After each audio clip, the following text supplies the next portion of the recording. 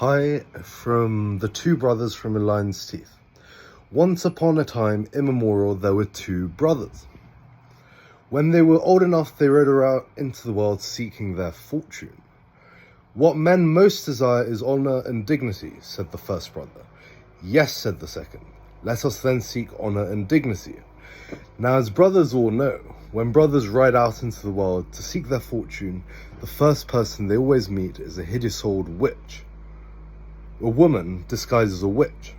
And this old woman, who of course under her disguise really is a witch, always asks the brothers to perform some trifling service for her and then says she will reward them with whatever they wish. Now when these brothers came to the witch, they both asked for honor and dignity as a reward. So the witch gave each of them a medal to hang around their necks to confer honor and dignity upon them. The two brothers took out the medals and rode away gratefully.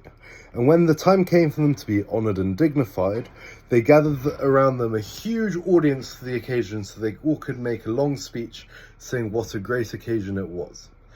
When the audience was big enough, the two brothers, princes, each got up and made this long speech. And when they had finished their speeches, each prince got out his medal and hung it around his own neck, smirking self-consciously, waiting for the honor and dignity to come.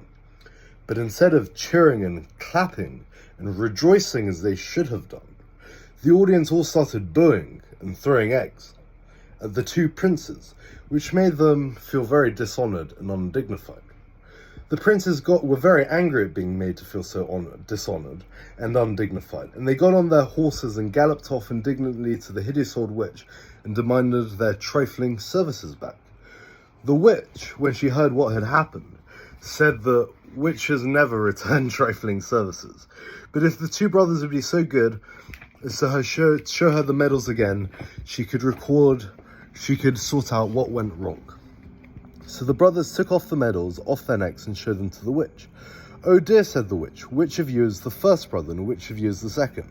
"I am the first brother," said the first brother. "And I am the second," said the second.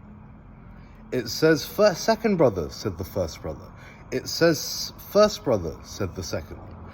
"Yes," said the witch, "you have the wrong medals.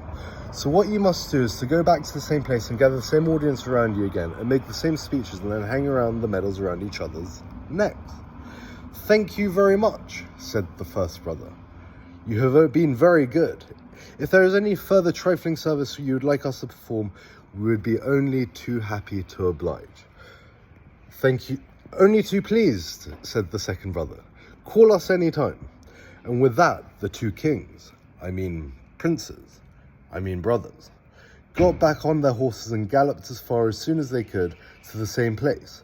And when they had gathered together around the same audience and made the same speeches, they hung around the two medals round each other's necks.